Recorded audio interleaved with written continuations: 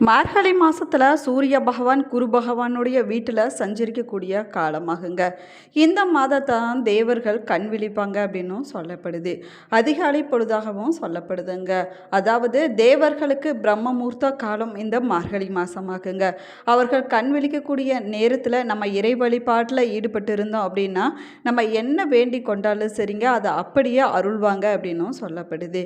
இப்படிப்பட்ட மார்கழி மாதத்துடைய சிறப்புகள் என்ன, மார்கழி மாதத்தில் நம்ம என்ன பூஜை செய்தால் நமக்கு என்ன மாதிரியான பலன்கள் கிடைக்கும் என்பதை பற்றிய சுவாரஸ்யமான தகவல்களை தெரிஞ்சுக்கலாம். வீடியோவை ஸ்கிப் பண்ணாமல் முழுசாக பாருங்கள். நம்ம சேனலை இப்போ தான் ஃபர்ஸ்ட் டைம் பார்த்துட்டு இருக்கிறீங்க அப்படின்னா நம்ம சேனலை சப்ஸ்கிரைப் பண்ணலன்னா சப்ஸ்கிரைப் பண்ணிக்கோங்க. கூடவே இருக்கிற பெல் ஐக்கானையும் ப்ரெஸ் பண்ணிக்கோங்க.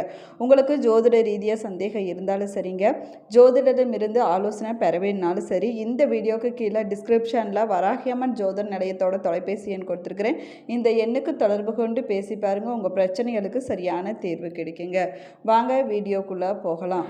உங்களுக்கு பெருமாள் பிடிக்கும் அப்படின்னா ஓம் நமோ நாராயணாய என்ற வாசகத்தை மறக்காமல் கமெண்ட் பாக்ஸில் 3 முறை பதிவிடுங்க.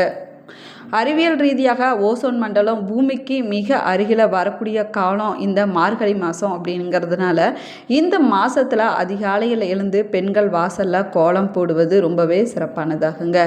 ஆண்கள் பஜனை செல்ல வேணும் அப்படின்னும் சொல்ல வைத்திருக்கிறாங்க. மேலுமே பார்த்தீங்கன்னா மார்கழி மாதத்தில் சூரிய உதயத்துக்கு முன்னாடி எந்திரிச்சு நம்ம குளித்து விட்டு இறைவனுடைய நாமங்களை ஒரு முறை சொன்னால் கூட போதுங்க. மற்ற நேரத்தில் 1 கோடி முறை உச்சரித்ததற்கு சமமாகவும் சொல்லப்படுதுங்க. ஒவ்வொரு மாதத்திற்கும் ஒவ்வொரு சிறப்புகள் இருக்குதுங்க. ஒவ்வொரு வகையில் ஒவ்வொரு மாதமும் கொண்டாடப்பட்டு வருது. அதில் மிக உயர்வானதாக சொல்லக்கூடியது இந்த மார்கழி மாதம்தாங்க.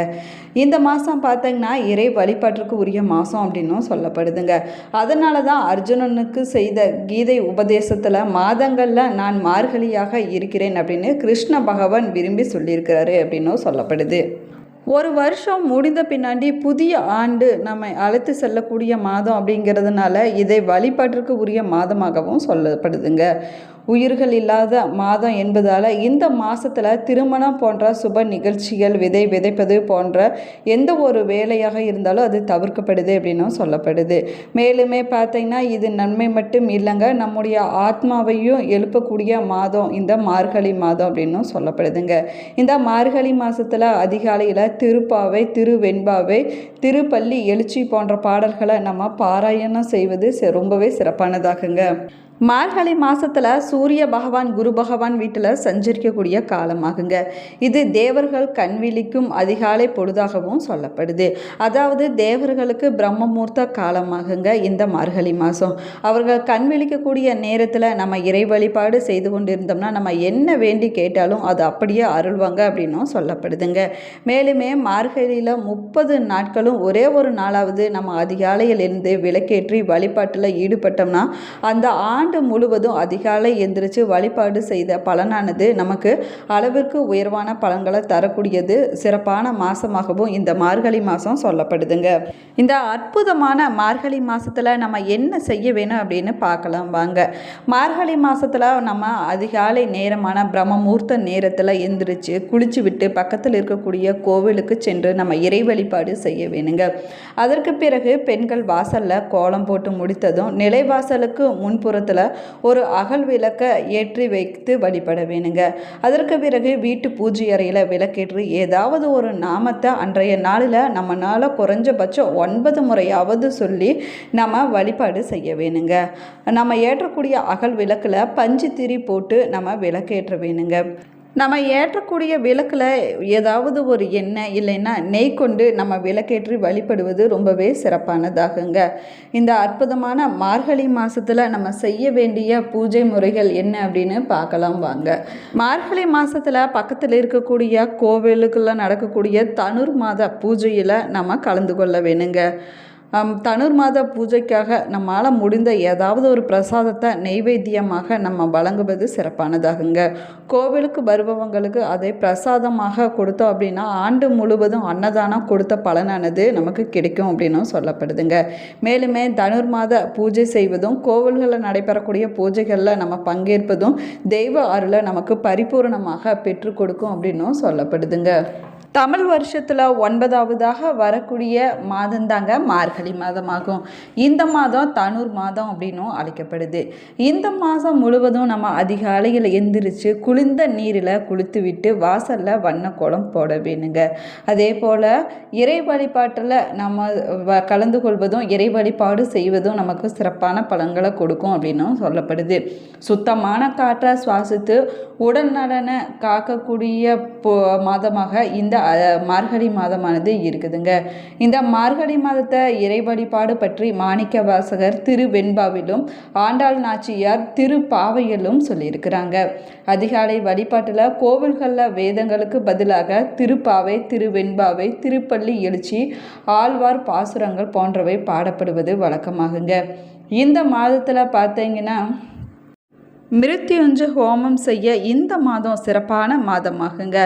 இந்த மாதத்தில் திருவாதிரை, வைகுண்ட ஏகாதசி, அனுமன் ஜெயந்தி, பாவை நோன்பு, திருவெண்பாவை நோன்பு, படி உற்சவம், விநாயகர் சஷ்டி விரதம் போன்ற விழாக்கள், பண்டிகைகள், விரத முறைகளானது கடைபிடிக்கப்பட்டு வருது அப்படின்னும் சொல்லப்படுது. மேலுமே திருவாதிரை திருவிழா மார்கழி பௌர்ணமியை ஒட்டி வரக்கூடிய நாளில் கொண்டாடப்படுதுங்க. இந்த விழாவானது சிவபெருமானின் வடிவமான ஆடல் அரசன் நடராஜருக்கு கொண்டாடப்படக்கூடிய விழாவாகும். இந்த விழாவை பற்றி திருஞான சம்பந்தர், திருநாவுக்கரசர், மாணிக்க வாசகர் தங்களது பாடல்களில் குறிப்பிட்டிருக்கிறாங்க. தமிழ்நாட்டில் சிதம்பரத்திலையும் உத்தரகோஷ மங்கையிலும் இந்த விழாவானது சிறப்பாக கொண்டாடப்படுது அப்படின்னு சொல்லப்படுதுங்க. மேலுமே திருவாதிரை களியும் 7 கறி கூட்டும் இறைவனுக்கு படைக்கப்படுதுங்க. திருவாதிரைக்கு ஒருவாய் களி என்பது பழமொழியாகுங்க. வைகுண்ட ஏகாதசி மார்கழி வளர்பிறையில் கொண்டாடப்படக்கூடியது ஆகுங்க. அன்றைய நாளில் பார்த்தீங்கன்னா திருமால் வழிபாடு மிக சிறப்பானதாக இருக்கும் அப்படின்னு சொல்லப்படுது. வைகுண்ட ஏகாதசி அன்னைக்கு துளசி நீரை மட்டும் உட்கொண்டு பகல் மற்றும் இரவு நேரத்தில் கண் விழித்து திருமாலை துதிக்கும் பாடல்களை பாடி நாம் விரதங்களை கடைபிடிக்க வேணுங்க. விரத வழிபாடு வைகுந்த பதவி என்னும் மோட்சத்தை கொடுக்கும் அப்படின்னும் சொல்லப்படுது. மனிதர்களுக்கு ஒரு வருஷம் அப்படிங்கிறது தேவர்களுக்கு ஒரு நாள் ஆகுங்க. தை தொடங்கி ஆனி மாதம் வரைக்கும் தேவர்களுக்கு பகல் பொழுதாகும். ஆடி மாதம் முதல் மார்கழி மாதம் வரை பொழுதாகவும் இரவு பொழுதாகவும் சொல்லப்படுதுங்க.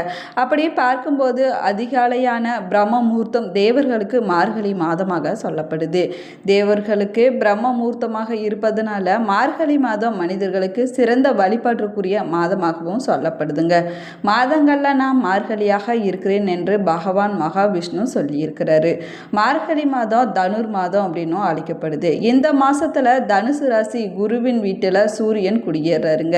சிறப்பு நிறைந்த இந்த அற்புதமான மார்கழி மாசத்துல அதிகாலையில் நம்ம குளித்து விட்டு பாவை நோன்பு கடைபிடிப்பதனால மனதிற்கு பிடித்த கணவன் கிடைப்பான் அப்படின்னு நம்பிக்கையா சொல்லப்படுது. மகத்துவம் நிறைந்த மார்கழி மாசத்துல இந்த அற்புதமான மார்கழி மாசத்துல தான் சிவனுக்கு திருவாதிரை திருவிழாவானது கொண்டாடப்படுதுங்க. சிவபெருமானுடன் பக்தர்கள் நோன்பு நோற்பதற்காக தோழியை எழுப்பிச் செல்லக்கூடிய காட்சி திருவெண்பாவிலும் இடம்பெற்றிருக்குது. சிவனுடைய அடியார்களே கணவனாக வர வேணும், அவனோடு சேர்ந்து சிவனை தொழ வேணும் என்பதே திருவெண்பாவின் நோன்பின் நோக்கமாகவும் சொல்லப்பட்டிருக்குதுங்க. மார்கழி மாதம் அதிகாலை வேளையில் நடைபெறக்கூடிய வழிபாடுகள் முக்கியமானது பஜனையாகுங்க. தொன்று தொட்டு இந்த பஜனையானது நடைபெற்று வருது அப்படின்னும் சொல்லப்படுது. இந்த பஜனை பார்த்திங்கன்னா ரொம்பவே சிறப்பானதாகுங்க. இதில் மிருதங்கம், வயலின், ஹார்மோனியம், கஞ்சிரா, புல்லாங்குழல், மோர்சிங் போன்ற வாத்தியங்களானது இசைக்கப்படுங்க. தேவாரம், திருவாசகம், திவ்ய பிரபந்தம், திருப்புகழ், அபிராமி அந்தாதி, திருவற்பா மற்றும் சமய பெரியவர்களின் கீர்த்தனைகளிலிருந்து பாடல்களை தேர்ந்தெடுத்து அடியவர்கள் பாடி மகிழ்ச்சி அடைவாங்க அப்படின்னும் சொல்லப்படுது. மேலுமே மார்கழி மாதத்தில் அதிகாலையில் எந்திரிச்சு குளித்து விட்டு கோலம் போடுவது ரொம்பவே சிறப்பானதாகுங்க. அந்த கோலத்திற்கு நடுவில் பசுஞ்சாணத்தால் பிள்ளையார் பிடித்து வைத்து வழிபட வேணுங்க. பசுஞ்சாண உருண்டையில் பூசணி பூவை சொருகி கோலத்துக்கு நடுவில் வைப்பது மார்கழி முழுக்கவே நடைபெறுங்க.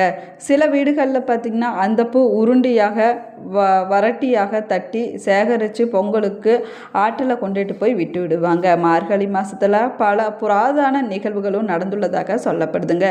மகாபாரத யுத்தம் மார்கழி மாதத்தில் தாங்க நடைபெற்றதாக இதிகாசம் சொல்லப்பட்டிருக்குது. திருப்பார்கடல் கடைந்த போது முதல்ல ஆழகால விஷம் வந்ததும் சிவபெருமான் அதை உண்டு உலக மக்கள் அனைவரும் காப்பாற்றியதும் இந்த மார்கழி மாசத்துல தாங்க. இந்த பதிவு உங்களுக்கு பயனுள்ள தகவல்களை கொடுத்துருக்குன்னு நினைக்கிறேன். இந்த பதிவு உங்களுக்கு பிடிச்சிருந்தால் லைக் பண்ணுங்கள், ஷேர் பண்ணுங்கள், கமெண்ட் பண்ணுங்கள். இன்னும் நம்ம சேனலை சப்ஸ்கிரைப் பண்ணலைன்னா சப்ஸ்கிரைப் பண்ணிக்கோங்க. கூடவே இருக்கிற பெல் ஐக்கானையும் ப்ரெஸ் பண்ணிக்கோங்க. Thank you friends. உங்களுடைய குலதெய்வத்துடைய பெயரையும் இஷ்ட தெய்வத்துடைய பெயரையும் மறக்காமல் கமெண்ட் பாக்ஸில் கமெண்ட் பண்ணுங்கள். தேங்க்யூ.